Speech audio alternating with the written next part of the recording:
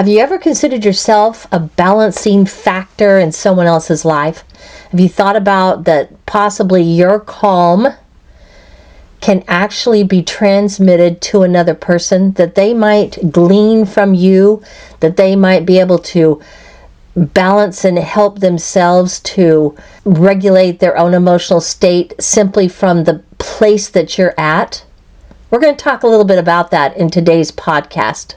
Welcome to Real Positive Change, the podcast that helps women renew their hearts and reshape their lives through emotional awareness, creativity, and purpose. I'm your host, Kathy Freeman. For more than 2 decades, I've helped women quiet the noise, find their balance, and transform their lives by first transforming themselves.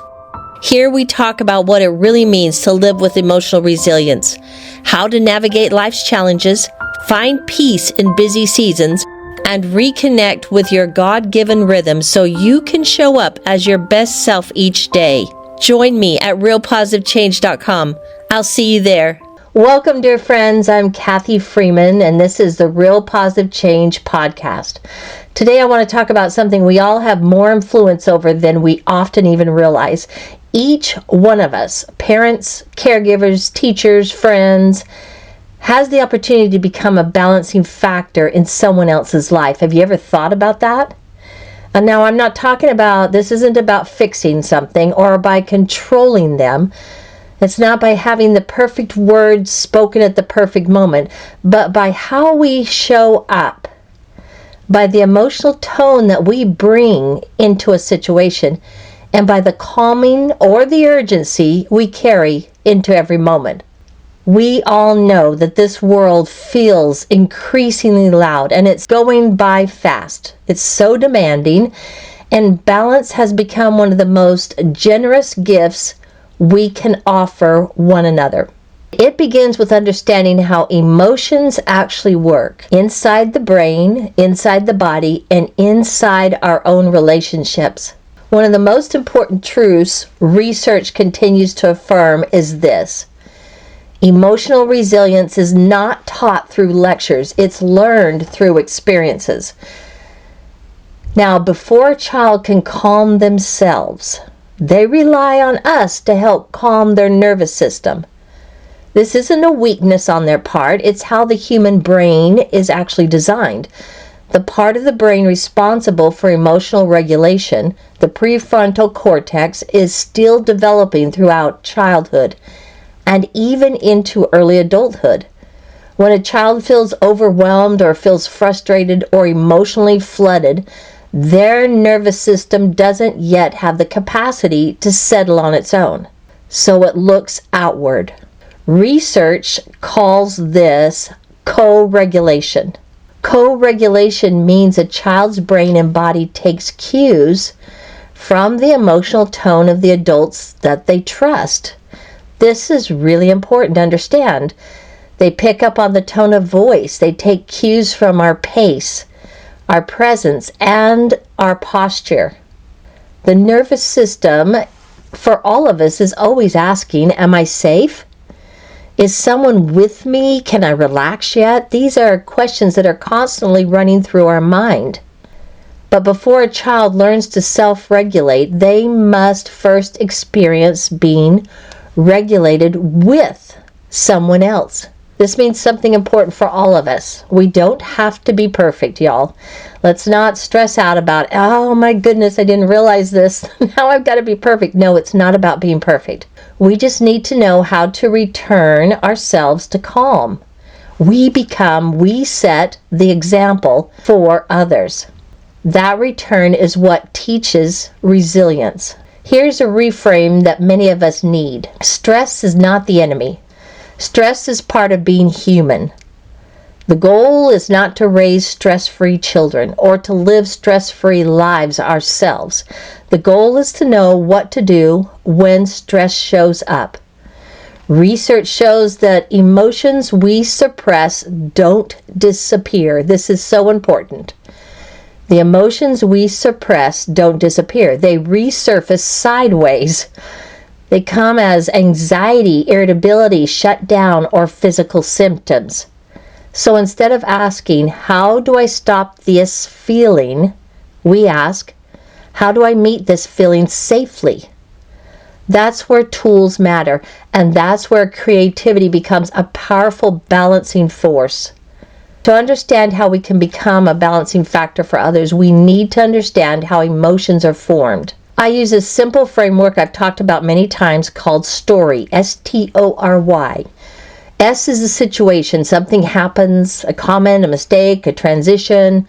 Then comes T, the translation. The brain instantly interprets what that situation means. This happens very fast. It's automatic, without conscious choice. It creates the first wave of emotion the moment a situation is translated by the brain. This translation draws from our past, our subconscious experiences, and our stored memories. Before we consciously think, the body actually feels it. The O stands for observation.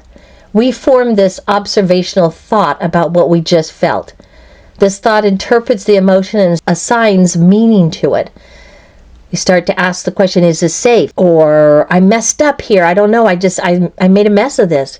Or, I just can't get it. I'm not enough. We create some kind of assigned meaning by observing the emotions that our body is feeling. Next is R, and that's the meaning that creates the body's reaction. It's that second wave of emotion, which is stronger, it's longer lasting, and more likely to drive our behavior. Our body actually starts to respond. These emotions show up. We get the tight chest, where you just have this shallow breathing and you're not breathing really deep and well. Maybe you start to tear up, or you feel a sense of anger, or even a sense of fear. Next comes Y, and that is where we make the choice. It's our choice and our actions. We start moving into how we're going to respond to what we've just experienced and how we've interpreted it. So, change. If we're not liking what we're experiencing, we've got to change it. We want to change it. We want to create a positive change here. And for this to actually happen and to make a difference, it needs to happen way back up there between the translation, the T, and the observation, the O. We've got to create a pause right in that moment. However small it is, this is where intention lives. This is where we can actually start to make changes in our life. For those of us who center our lives on faith, this is the sacred space where we can turn our thoughts towards Jesus Christ, asking not, what do I feel, but what is true here? How would the Savior handle this? What would he have me do? And if we can start inputting it right at that point, we can actually create a change in ourselves and become a better influence or calming factor for others. When we anchor our thoughts there, the story that we're running in our mind, it softens. Our nervous system is actually able to steady, and our choices begin to reflect a peace rather than this impulse of emotion. So it's important to remember that our nervous system doesn't just react to events. It reacts to the meaning that we place on those events. When something happens, our brain tells a story about it, and our body feels that story. So when someone around us stays calm, grounded, and steady, it helps interrupt that loop that the mind is circulating. That calm presence becomes a balancing factor. That's why I love using art journaling as co-regulation. Let's just talk about that for a minute and how creativity can change everything. It's important to note that co-regulation doesn't mean correcting emotions. It means walking alongside someone while their nervous system is beginning to settle. One of the most effective ways to do this is to do something calming together. Some examples might be just sitting beside a child as they're feeling anxious, grabbing a coloring book, one for yourself and one for them, and coloring together. It can be one coloring book. It doesn't matter. Just sitting there and coloring together. Painting alongside one another. making marks on a page without pressure or explanation. It's all about the presence. This shared creative experience does something very real in the body. Research shows that creative activities lower cortisol. That's the stress hormone. It activates pleasure and motivation centers in the brain. It releases dopamine, which supports exploration and curiosity. And it releases oxytocin, which builds trust, safety, and connection. So art is not just expressive. It's just not a fun, casual thing to do. It's actually physiological. When a supportive adult creates art with a child or even another adult, the nervous system begins to soften. That person can start breathing slowly. They feel their muscles release, and the brain receives the messages, I am safe and I am not alone. Art journaling gives the body the time it needs to move out of survival mode and return to a sense of safety. This is why co-regulation matters so much. It happens together, not from across the room. It isn't saying, go calm yourself, but rather it's offering, come sit by me, come be with me. The nervous system doesn't learn calm through instruction. It learns through lived, shared experiences. Now, I want to take a little side note here for a second. I've heard parents say to a toddler or a young little child having a really big meltdown, when you calm yourself, we can talk. And while the intention behind that statement is often loving and really well-meaning, it can unintentionally feel like distance to a child's nervous system. It is as if you're telling them that you're too much right now, go away. Or you have to be different before I can stay with you. And these are messages that we want to give to our children. In moments of big emotion, what children need most is connection before conversation. A gentle, more supportive approach sounds like, I'm here with you. Let's take a moment to settle together and then we'll talk. Or I can see this feels big. I'm right here and we'll talk when your body feels a little calmer. This shift actually matters because we're not asking the children to calm down alone. We're offering to calm with them. Connection helps the nervous system settle. And once the body feels safe, conversation naturally becomes possible. You might be asking, well, what about tantrums? You've got a little toddler that's throwing a tantrum. Well, that's kind of another day, another topic, but tantrums are not usually manipulation. They're a sign that a child's nervous system is overwhelmed. And in those moments, the thinking part of the brain is offline, which means reasoning and teaching won't work yet. What helps most is to have a very calm presence and pair it with steady boundaries. Staying nearby, keeping your voice gentle, and using few words. While still holding the limit, you can acknowledge the feeling without changing the boundary. You're teaching children that emotions are allowed, but intensity doesn't change the rules. A key thought is, we don't talk through the storm. We wait until the weather clears. Think about that. Don't try to talk over that storm or talk through it. Wait until the weather clears so that they can understand and learn. Years ago, I did a seminar where I was talking about the power of music and how it affects our health and our life and our body and our mind. And during that particular lecture, I had done some research on tuning forks. When a tuning fork is struck, another tuning fork tuned to the same frequency will start to vibrate on its own. This happens because energy is transmitted from one to the other. You don't touch the second fork. It simply responds to the energy of the first. It is the coolest thing to watch and observe. This is exactly how co-regulation works.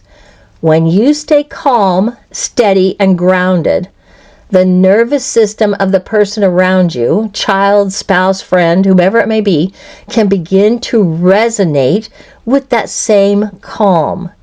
Your presence acts like the first tuning fork. Their nervous system picks up the frequency and starts to settle. even without words or effort on their part. Calm is literally contagious in a very measurable physiological way. Now let me tell you, when we really truly begin to understand all of this, something begins to shift in us. We realize that being a balancing factor isn't about fixing emotions or making them disappear. It's about offering steady presence. It's about slowing the moment, softening the story the mind is telling, and creating enough space for the nervous system to reset. When you remain calm and grounded in someone else's emotional moment, you lend them your calm, your rhythm, and your regulation.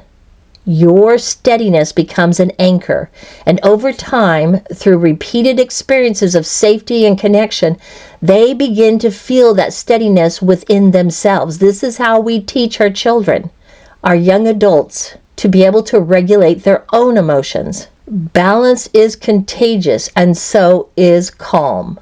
This applies to our children, to our spouses, to our friends, and even to an entire community. Balance is contagious, and so is calm. Now, in closing, I just want to say that each of us has the opportunity every day to become a balancing factor in the lives of others. Not by pushing them, not by trying to fix them, and I can tell you I have tried that so many times and have failed, but by choosing calm, by offering creativity, by walking alongside instead of standing over them. Giving them the opportunity to be creative is a blessing. Your presence can be very powerful if you are in a space that can lend calmness and peace to them. Our emotional resilience grows. It grows very quietly, but balance has to lead the way first. Thank you for being here, and remember, each and every day you can become a balancing factor in someone else's life. Thanks for listening to Real Positive Change, Creative Renewal for Women. If today's episode spoke to your heart, share it with a friend. And don't forget to join me at realpositivechange.com. Until next time, remember, real change begins within you.